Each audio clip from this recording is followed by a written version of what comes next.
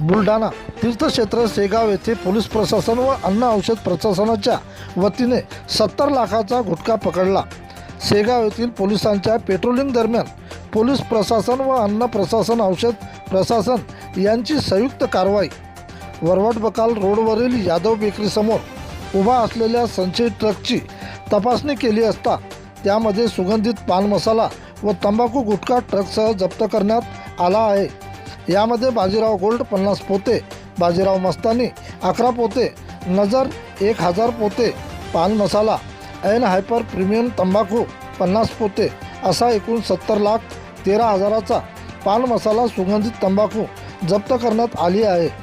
Truck चालक सुरूर अहमद अकोला याला अटक करण्यात आले आहे। तसेच मध्य प्रदेश शिंदवाड्याच्या सिद्धेश्वर टोबॅको कंपनीचे मालक तथा भागीदार संचालक यांच्यावर गुन्हा दाखल करण्यात आल्याची माहिती मिळालेली आहे। प्रतिनिधी विदर्भ ब्युरो चीफ अजय गायकवाड।